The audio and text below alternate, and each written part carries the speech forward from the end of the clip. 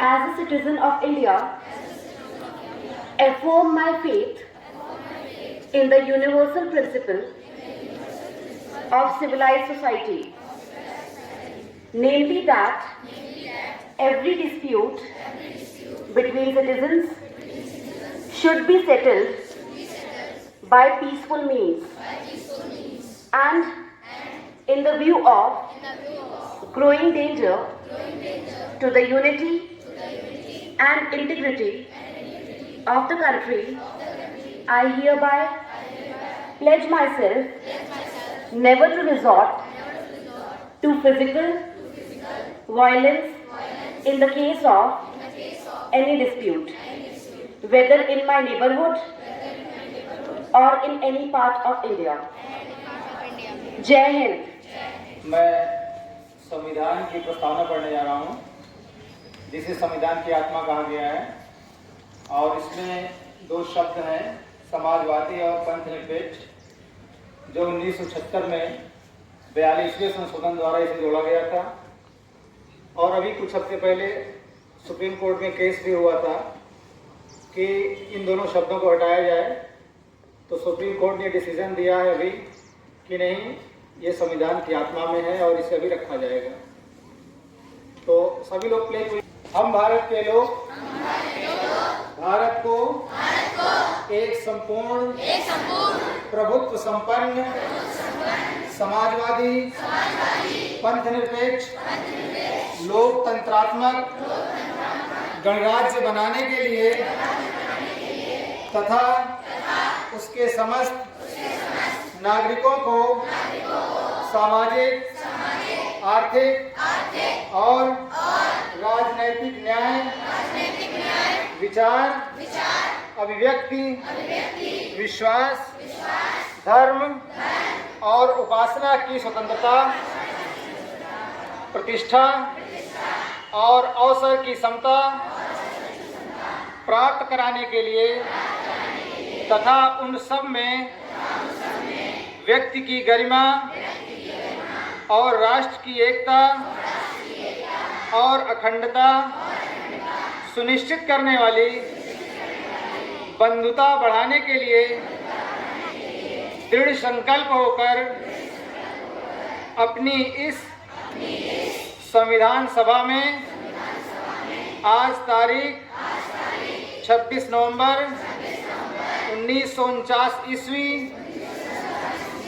मिति मार्गशीर्ष शुक्ल सप्तमी संवत 2006 विक्रमी को एतद द्वारा इस संविधान को अंगीकृत, अधिनियमित और आत्मार्पित करते हैं।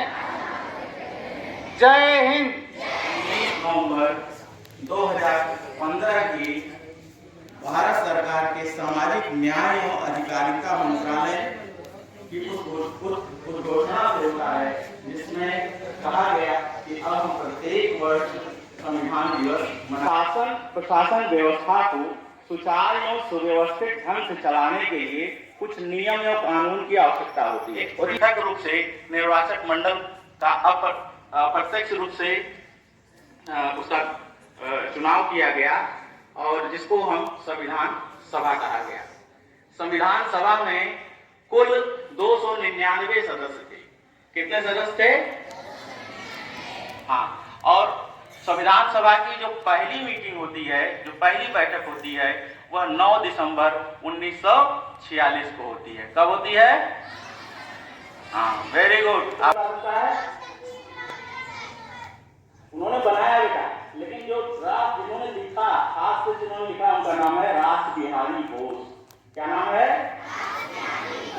हाँ, और उनकी अच्छी राइटिंग थी और उनसे पूछा गया कि आप लिखने का शुल्क कितना लेंगे, तो उन्होंने कहा मुझे 1 रुपया चाहिए, यह पूरी कर्तव्य है, मुझे इसलिए चुना गया है, इसके लिए मैं ईश्वर को धन्यवाद देता हूँ। यह मेरा सौभाग्य है कि मुझे संविधान लिखने का अवसर मिला है। संविधान में कुल 7 मूल अधिकार थे। ठीक, मूल अधिकारों का वर्णन संविधान के भाग 3 में किया गया है। किसमें किया गया है?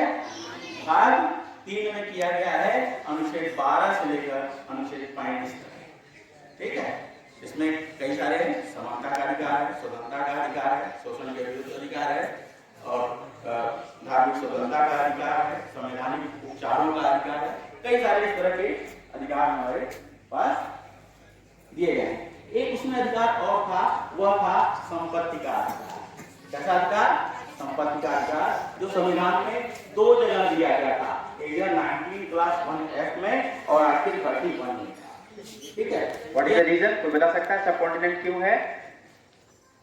एनीवन? ज्योग्राफी वाले? Reason for being subcontinent is that because it is not only vast but has different states having varied religions, caste, creed, languages, but still we are one. That is why we say unity in diversity. Now this unity has come because of the fundamental rights which are safeguarded for all the citizens of the country under the Constitution. Now I invite Respected principal ma'am, teacher and dear students. Today we are gathered here to celebrate Indian Constitution Day, also known as National Law Day. This day commemorates the adoption of our Constitution on November 26, 1949. The Indian Constitution is made by Dr. B.R. Ambedkar. He is also known as Father of Constitution. Our Constitution is the foundation of our democracy and it grants us certain fundamental rights. These rights are essential for the well-being and dignity of every Indian citizen. Let us take a look at the 6 fundamental rights. Right. First right in Article 14 and 18, right to equality. This right ensures that all citizens are equal before the law, regardless of their caste, creed, or gender.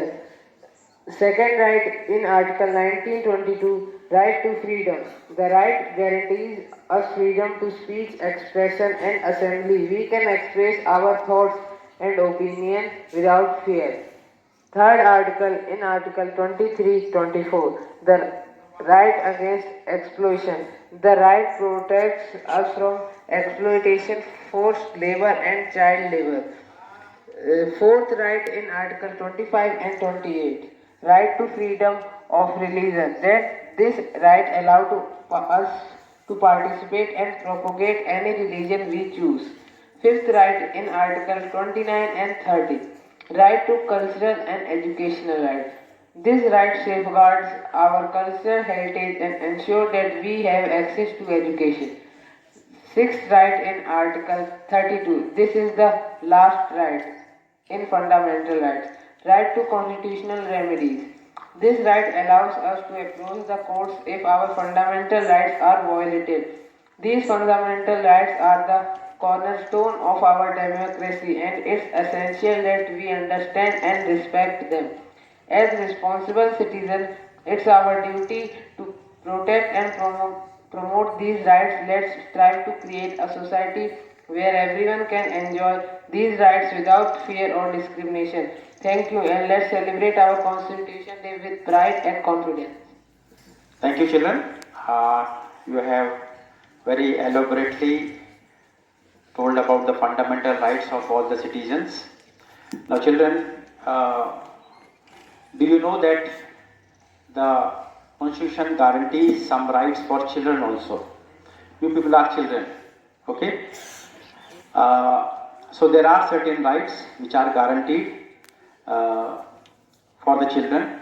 So to talk about the children rights, I invite Yagesh from class 8 to tell you about your rights. Today I am going to tell you about the rights of children. The Indian Constitution provides several provisions for the rights of children, ensuring their protection, development and well-being. These rights can broadly be categorized in 4 groups: right to survival, right to protection, right to development and right to participation. Right to survival includes the right to life and health. Right to protection protects children from abuse and exploitation. Right to development includes access to education, learning and opportunities for personal development. And right to participation includes decision making, access to information and cultural and social participation. Thank you.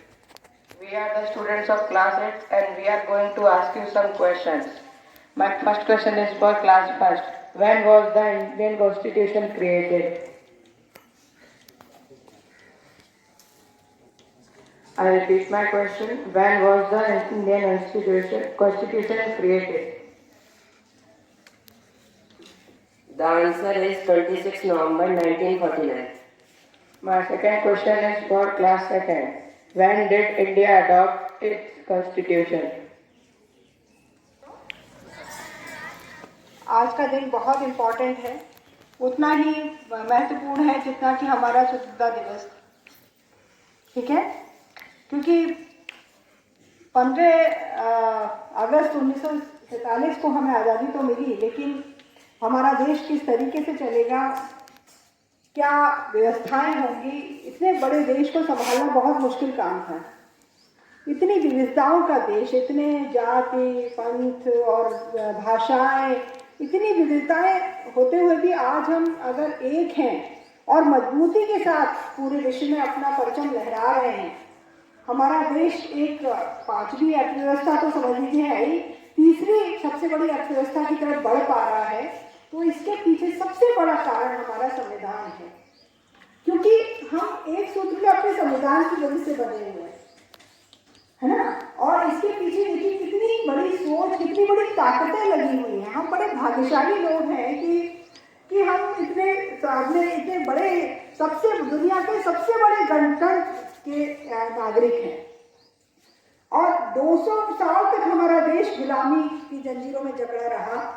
हमारा किसी चीज़ पे हक नहीं था, ना हमारी ज़मीन हमारी अपनी ज़मीन पे हमारा हक नहीं, हमारी संपत्ति पे अपना हक नहीं, हमें शिक्षा का अधिकार नहीं, हमें किसी भी तरह की कोई आज़ादी नहीं।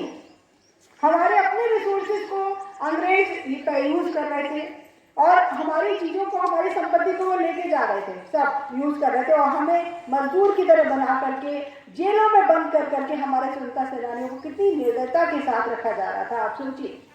उसके लिए हमने इतने साल लड़ाई लड़ी, इतनी मेहनत की, कितनी शहादतें दी, उसके बाद हमें आज़ादी मिली।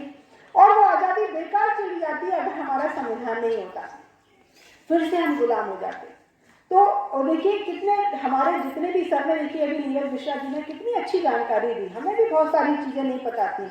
उन्होंने डिटेल में बताया कि हमारे संविधान सभा किस तरह से बनी, उसमें कितने हमारे सदस्य थे, उन सदस्यों की बहुत मेहनत है। डॉक्टर भीमराव अंबेडकर जी की बहुत बड़ी मेहनत है कि उन्होंने पूरे, देखिए कितने ज्ञानी व्यक्ति थे वो सभी, पूरे जो भी देश हैं, गणतांत्रिक देश हैं या दूसरे तरह के देश हैं जिनमें दूसरी व्यवस्थाएं हैं, वहाँ का उन्होंने संविधान पढ़ा और जो भी अच्छी अच्छी चीज़ें थी वहाँ के संविधान की, वो सब हमारे देश में वो लेकर के आए। लेकिन उन्होंने अपने देश की परिस्थिति के अनुसार उसको ढाल करके हमारी रिक्वायरमेंट के अनुसार हमारे नियम कानून बनाए कि हमें किस तरह से अपने देश की व्यवस्थाओं को चलाना है। कितने दिन में हमारा संविधान बनके तैयार हुआ? बिल्कुल 2 साल 11 महीने 18 दिन, इतना टाइम उसको लगा बनने में और पूरा विस्तृत संविधान हमारे पास तैयार हुआ और उसी के अनुसार हम लोग चल रहे हैं। तो पुनः संविधान दिवस की बहुत बहुत शुभकामनाएं आपको।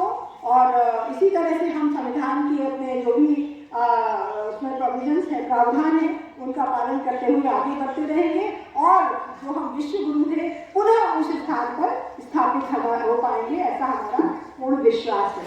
धन्यवाद।